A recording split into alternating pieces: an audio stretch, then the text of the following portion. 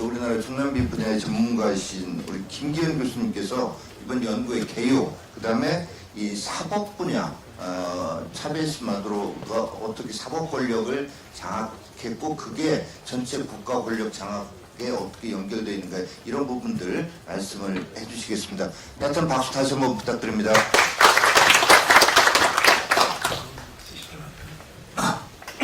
안녕하십니까. 방금 소개받은 서문대학교 스페인어 중남미학과 교수 김기현입니다. 제가 이제 중남미 전공인데요. 원래 베네수엘라는 그렇게 중남미 33개국가 중에서 크게 주목받는 나라는 아니었었는데, 이 차베스가 등장하면서부터 이 사람 이거 큰일 내겠다 해서 그때부터 제가 이제 베네수엘라에 관심을 가지고 좀 살펴봤습니다. 그러고 나서 이제 그 후에 보니까 이 우리나라에서 이 차베스에 대한 많은 연구들이 나오더라고요. 논문도 나오고 책도 나오고. 근데 전반적으로 보니까 전부 다 차베스를 지지하고 옹호하는 그런 책들이 굉장히 많아요. 근데 저는 차베스 처음부터 좀 비판적인 입장에서 좀 객관적으로 살펴봐야겠다 이렇게 생각하고 이제 계속 이렇게 왔었는데, 그런 인연 때문이었는지 모르지만 이렇게 저를 이 자리에 불러주셨어요.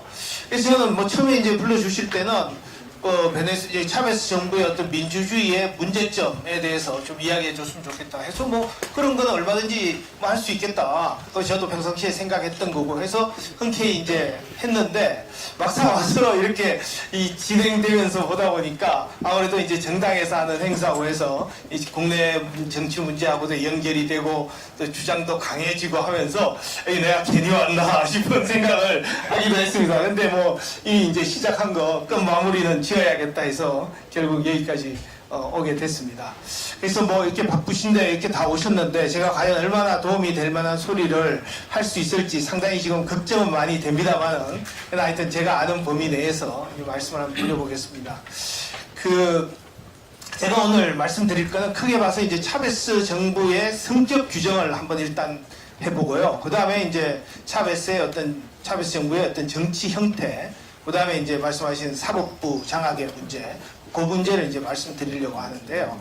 일단 저도 이제 차베스를 쭉 보면서 이 정부로 이제 어떻게 성격 규정을 할 것인가 고민을 많이 했는데, 제가 내린 결론은 그겁니다.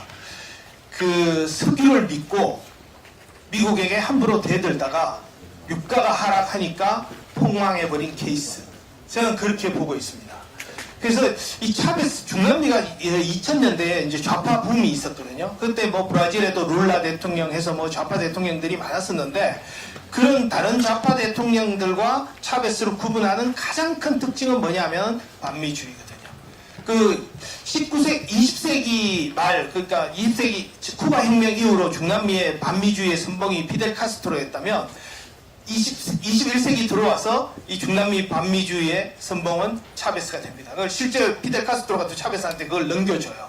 그래서 그런 반미주의가 바로 차베스의 특징인데, 아까 우리 베네수엘라로 가는 급행열차를 탔다 이런 말씀 하시는데, 사실은 엄격하게 좀 학계적 입장, 아카데믹한 입장에서 보면 우리가 과연 그렇게 베네수엘라처럼 될 것인가에 대한 의심은 많지만, 딱 하나, 우리가 어떤 반미 노선으로 나아가게 되면 정말 베네수엘라가 될 수도 있겠다라는 생각은 저도 하고 있습니다. 성격 규정은 이제 그렇게 하고요. 그 다음에 이제 그런 이제 반미 급진주의 그런 사회 변혁 이런 거를 이루기 위해서 차베스가 어떤 정치 형태를 펼쳤는가, 이 문제를 말씀드리면, 처음에 그 전에 이제 차베스의 등장 배경부터 제가 잠깐 말씀을 드려야 되는데, 베네수엘라는 아까 영상에서도 나왔고 우리 이제 또 앞에서도 말씀하셨던 것처럼 이 석유 매장량 세계 1위입니다. 사우디아라비아보다 더 많은 석유를 가지고 있습니다. 그리고 한때 중남미에서 GDP로 가장 부유한 나라였습니다. 그리고 양당제 대의민주주의를 가장 안정적으로 유지해왔던 나라이기도 하고요. 그런데 80년대 이렇게 들면서 상당히 빈곤층이 굉장히 증가하는 겁니다. 한 50%씩. 그러니까 석유에 대한 부를 어떻게 보면 상당 부분 이제 외국 자본과 국내 자본, 또 그와 결탁한 석유 노조들이 이렇게 차지하는 거예요. 그러다 보니까 이 빈곤층, 다수를 점하는 빈곤층들이 굉장히 사회에 대한 불만이 많았죠. 그러면서 대의민주주의에 대한 불만도 많았고, 그 틈을 차베스가 파고든 겁니다. 그러면서 일단은 쿠데타를 시도했는데 실패를 하고요. 그래서 이제 선거를 통해서 이제 결국은 당선이 됐는데 와서 이제 뭔가 큰 변화를 한번 일으켜 보려고 하니까 뭐 유가도 그때는 낮았죠. 그 다음에 국회도 야당이 완전히 장악하고 있죠. 뭐 사법부 마찬가지죠. 이러니까 아무 일도 할 수가 없는 겁니다. 그러니까 이 사람이 제일 먼저 한 게 뭐냐 하면 편을 확실히 가르는 거였습니다. 양극화 전략. 그래서 아까 말씀드렸던 외국 자본, 그 다음에 국내 자본가 개혁, 그 다음에 그거 결탁한 석유 노조 세력들을 완전히 적으로 만들어버리는 거죠. 악마로. 미국을 악마라고 불렀지 않습니까? 차베스가 국회 유엔 총회에 가서 부시 연설하고 그 다음에 자기가 연설하면서 여기 유황 냄새가 난다. 유황 냄새가 나는 거 보니까 악마가 왔다 갔나 보다. 막 이렇게까지 이야기했을 정도거든요. 그렇게 완전히 악마화해버리고 적으로 만들고 그리고 빈곤층들을 다수를 점하는 빈곤층들을 자기 편으로 만들면서 세력을 규합하는 겁니다. 그러면서 다수를 점한 다음에는 그야말로 베네수엘라 정치는 다수에 의한 다수를 위한 정치가 되어버리는 겁니다. 완전히 그냥 다수의 힘으로 밀어붙이는 거죠. 그러다 보니까 어떤 대의민주주의의 기본 원칙인 그런 어떤 정치적 다원주의, 그 다음에 대화, 타협, 경제와 균형 이런 거는 다 사라지는 겁니다. 오직 다수로 밀어붙이는 거죠. 그래서 제일 먼저 한 일이 뭐냐면 이 야당이 다수를 점하고 있는 국회를 무력화시키는 거였습니다.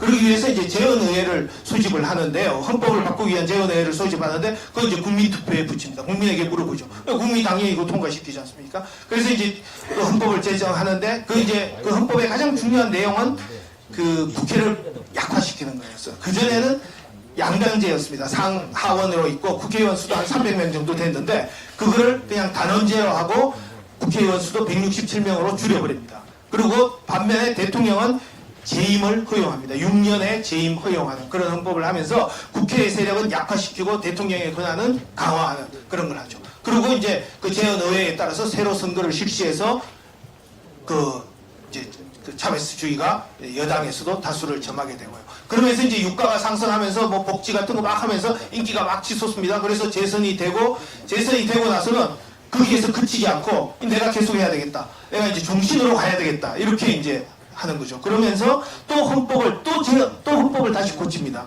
그때는 이제 재선 제한 철폐를 한 거죠. 근데 그게 국민투표에서 실패를 합니다. 국민이 거기까지 동의하지 않은 거죠. 그러면 거기서 멈춰야 되는데 멈추지 않습니다. 2년 후에 다시 국민투표에 또 다시 붙여서 결국은 또 관철시킵니다. 그러면서 대통령을 종신으로 할 수 있게끔 만들어버리는 거죠. 그런 식으로 이제 나아갔고요.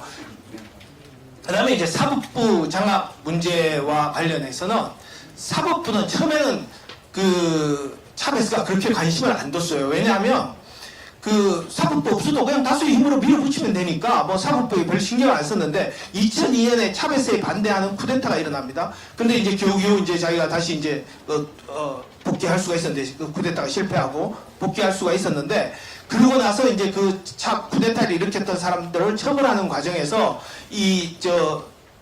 사법부가 그 사람들에게 유리한 판결을 하니까 이거 그냥 두면 안 되겠다.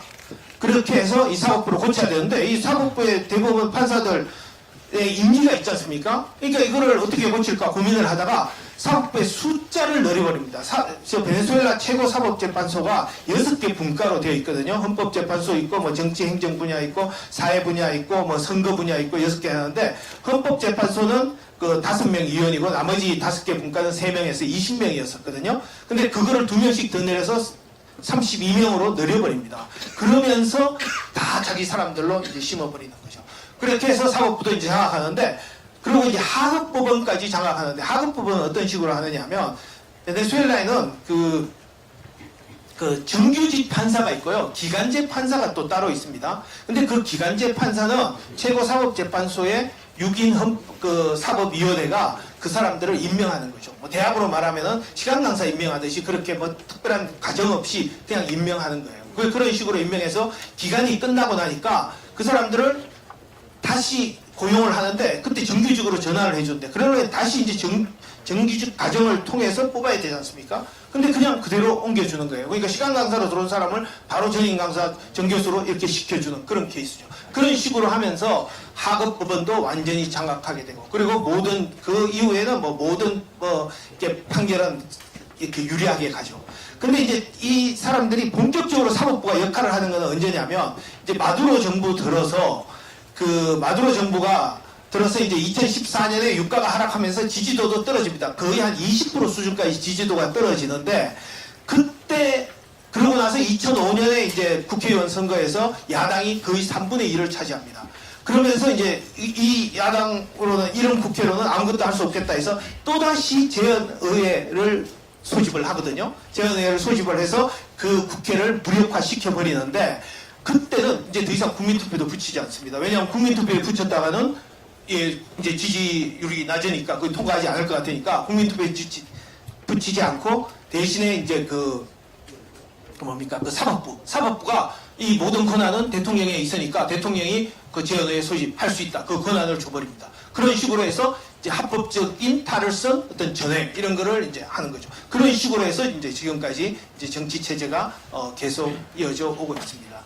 뭐 구체적인 내용은 이 안에 이제 들어 있으니까 뭐 그걸 보시면 될 것 같고요. 제가 이제 결론적으로 드리고 싶은 말씀은 이런 그 양극화, 정치적 양극화를 통한 어떤 그런 그 포퓰리즘의 정치 이런 거는 정말 누구에게도 행복한 일은 아니다. 근데 요즘 이제 대의민주주의가 그런 걸 제대로 해결하지 못하니까 전 세계적으로 이런 포퓰리즘의 정치가 일어나고 많이 이제 이렇게 일어나지 않습니까? 그래서 어떤 대의민주주의가 어떤 대화와 타협을 통해서 그 어떤 발전을 이루어 나가서 이런 그 포퓰리즘의 정치가 등장하는 것을 막아야 되겠다. 이런 생각을 항상 갖고 있습니다. 이상입니다. 짧은 시간에 이렇게 요약해서 말씀하신다는 게 사실 굉장히 어려운, 굉장히 방대한 양인데 압축해서 말씀을 잘 해주셔서 감사드리고요. 이 책자 보면 자세한 내용들이 또 있습니다. 그래서 이래서 자기 사람을 사법부에 막 박아놓고 나서 사법부를 장악하고 나중에 사법부에 대해서도 칼을 들이대고 이러다 보니까 베네수엘라 사법부가 뭐 차베스에게 충성을 맹세하고 뭐 이런 일들이 여기 보면 나와 있습니다. 그래서 지금 우리법 연구회 등등 자기 사람 이 사법부에 갖다 박아놓는 이 초기 단계입니다만은 이게 나중에는 어떻게 될 것인가 하는 이런 것들 한번 상상해 보신다면 그것도 의미가 있다고 생각이 듭니다.